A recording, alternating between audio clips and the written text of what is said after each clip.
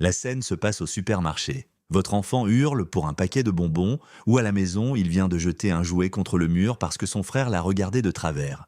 Vous sentez la colère monter en vous. Vous avez tout essayé. Les explications, les menaces, les punitions, mais rien ne marche. Vous vous demandez comment sortir de ce cercle vicieux sans devenir le parent que vous vous étiez juré de ne jamais être. Dans cette vidéo, je vais vous donner un outil concret, une méthode simple et puissante appelée la pause obligatoire. Elle va vous permettre de calmer la crise et surtout d'apprendre à votre enfant une compétence essentielle pour sa vie. Mais attention, de nombreux parents commettent donc une erreur cruciale en l'appliquant, ce qui la rend totalement inefficace. Restez bien jusqu'à la fin pour la découvrir. Avant de plonger dans la méthode, il faut comprendre ce qui se passe dans la tête de votre enfant. Lors d'une crise, son cerveau est littéralement déconnecté. La partie la plus primitive, le cerveau reptilien, prend le contrôle. C'est le mode attaque, fuite ou paralysie. La partie qui réfléchit, le cortex préfrontal, est complètement hors service. C'est pour ça que raisonner un enfant en pleine crise est aussi utile que de parler à un mur. Il n'est pas en train de vous manipuler ou d'être méchant. Il est submergé. Son système nerveux est en surchauffe. Et c'est là que vous, le parent, vous intervenez. Votre rôle n'est pas de punir cette tempête, mais d'être le phare qui l'aide à revenir au port. En comprenant cela, vous retirez déjà un poids énorme de vos épaules. Ce n'est pas votre faute et ce n'est pas la sienne. C'est une étape normale du développement qui a besoin d'être accompagnée. Bloc 1. Qu'est-ce que la pause obligatoire et surtout ce qu'elle n'est pas? La première chose à comprendre, et c'est absolument essentiel, c'est que la pause obligatoire n'est pas une punition. Ce n'est pas le fameux « va au coin » de nos grands-parents. Le coin, c'est l'isolement, la honte, le rejet. La pause obligatoire, c'est tout le contraire. C'est une invitation à la co-régulation. Le but n'est pas d'isoler l'enfant pour qu'il réfléchisse à sa bêtise, car un cerveau en pleine tempête émotionnelle est incapable de réfléchir. Le but est de l'aider, avec votre présence bienveillante, à retrouver son calme. C'est un outil pour apprendre à gérer les grosses vagues émotionnelles. Vous n'êtes pas un juge qui envoie le coupable en prison. Vous êtes un phare qui guide le bateau de votre enfant à travers la tempête. La nuance est fondamentale. La punition dit « tu es mauvais, éloigne-toi ».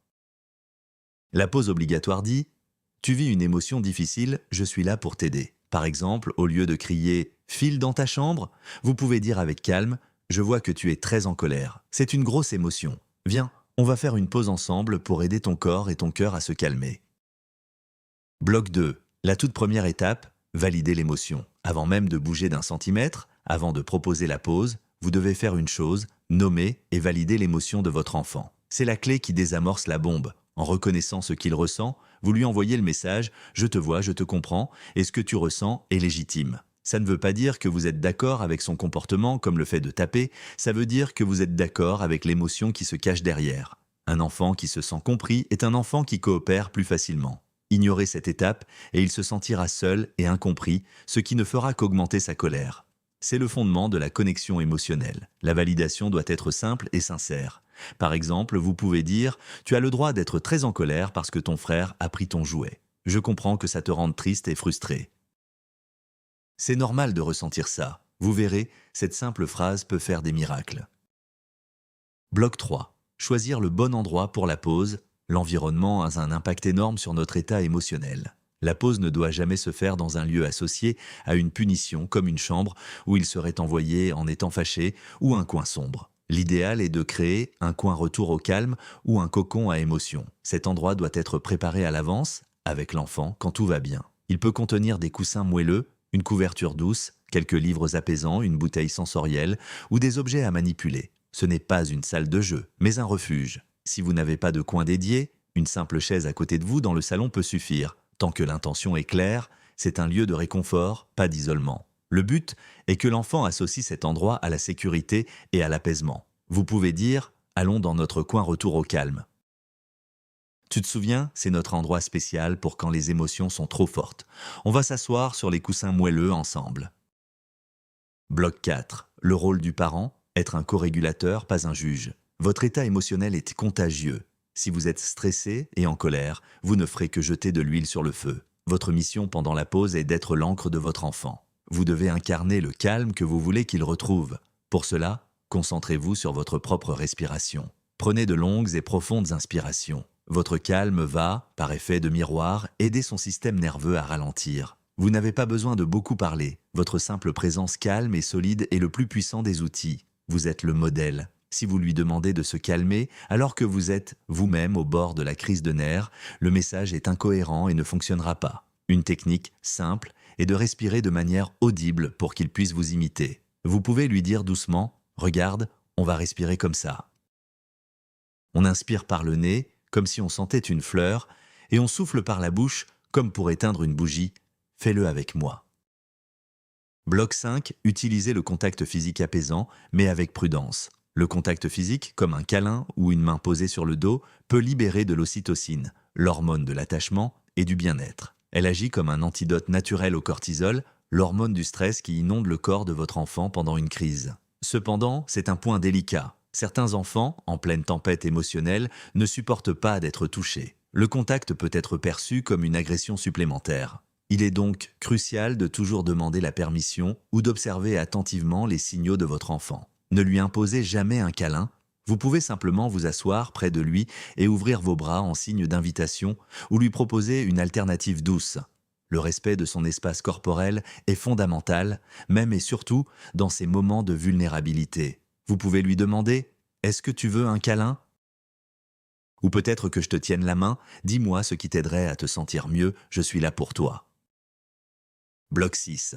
La durée de la pause, ce n'est pas 1 minute par année d'âge, oubliez cette vieille règle arbitraire qui n'a aucun fondement scientifique.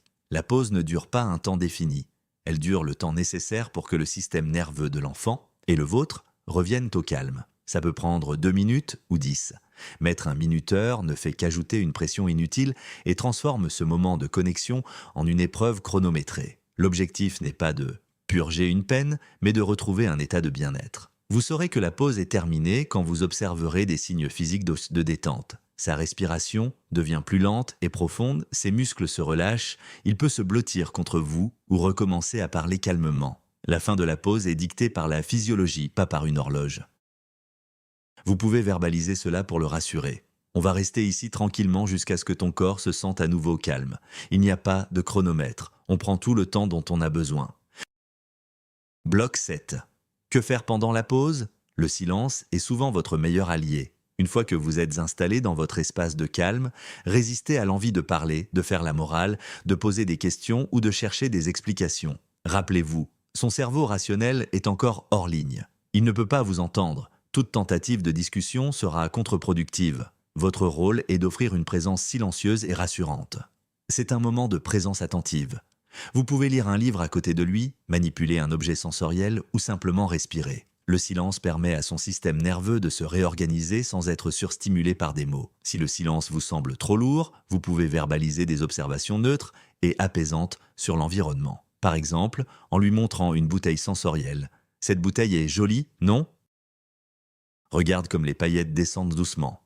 C'est apaisant. Moins vous parlez, plus vous êtes efficace. Bloc 8. Le moment crucial de la reconnexion. Une fois que le calme est revenu, la pause n'est pas terminée. Il y a une dernière étape, peut-être la plus importante, la reconnexion. Avant de discuter de ce qui s'est passé, avant de chercher des solutions, vous devez d'abord rétablir le lien affectif. Ce lien a été mis à mal par la tempête émotionnelle.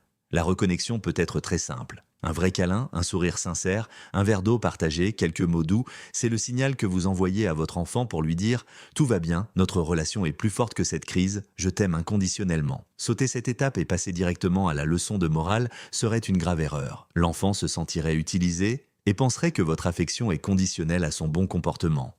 Prenez ce temps de reconnexion. Il ne dure qu'1 minute ou 2, mais il renforce votre lien pour des années. Vous pouvez dire « Ça va mieux ? Ton cœur bat plus calmement maintenant. Le mien aussi. Je suis contente de te retrouver. Tu veux boire un peu d'eau avec moi ?» Bloc 9. L'après-pause, cherchez une solution, pas un coupable. Ce n'est qu'après la validation, la pause et la reconnexion que le cerveau de votre enfant est de nouveau apte à apprendre. C'est maintenant le moment de parler de ce qui s'est passé, mais avec une approche constructive. L'objectif n'est pas de le blâmer ou de lui faire honte, mais de l'aider à trouver de meilleures stratégies pour l'avenir. Posez des questions ouvertes qui l'invitent à réfléchir. Concentrez-vous sur la réparation si nécessaire, s'excuser, nettoyer quelque chose, et sur la compétence à développer. C'est une conversation courte, simple et sans jugement. Le but est de lui donner des outils pour la prochaine fois qu'il ressentira cette grosse émotion. Par exemple, taper n'est pas une solution car ça fait mal. La prochaine fois que tu es en colère contre ton frère parce qu'il a pris ton jouet, que pourrais-tu faire d'autre? Tu pourrais venir me voir? ou taper sur un coussin? Trouvons une bonne idée ensemble. Bloc 10. Adaptez la méthode selon l'âge de votre enfant. La pause obligatoire n'est pas une formule magique universelle. Elle doit être adaptée. Pour un tout petit, entre 18 mois et 3 ans, la pause sera très courte et très axée sur le contact physique et la corégulation. Les mots seront simples: grosse colère, câlin maman. Vous serez son régulateur externe à 100%. Pour un enfant d'âge préscolaire, entre 3 et 6 ans, vous pouvez commencer à introduire le coin retour au calme et des outils simples comme la respiration de la fleur et de la bougie. Il commence à pouvoir verbaliser un peu. Pour un enfant d'âge scolaire, il peut avoir plus d'autonomie. Il peut choisir lui-même d'aller dans sa chambre écouter de la musique ou dessiner pour se calmer avant de venir vous parler. Vous pouvez lui dire: je vois que tu as besoin d'un moment pour toi.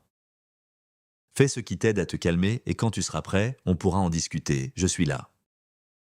Voilà, vous avez maintenant toutes les clés pour transformer les crises de colère en opportunités d'apprentissage. La pause obligatoire, ce n'est pas une simple technique, c'est un changement de philosophie. Vous ne cherchez plus à réprimer un mauvais comportement, mais à accompagner une émotion difficile. C'est un cadeau immense que vous faites à votre enfant. Vous lui apprenez à se comprendre et à s'apaiser, une compétence qui lui servira toute sa vie. Rappelez-vous, vous êtes un bon parent même dans les moments difficiles. Apprendre à gérer les émotions est un marathon, pas un sprint. Soyez patient avec votre enfant et surtout avec vous-même. Si cette vidéo vous a aidé, n'oubliez pas de mettre un pouce bleu et de vous abonner pour ne pas manquer nos prochains conseils. Et maintenant, à vous, quelle est votre plus grande difficulté lorsque votre enfant est en crise? Racontez-nous dans les commentaires, nous lisons et répondons à tout le monde.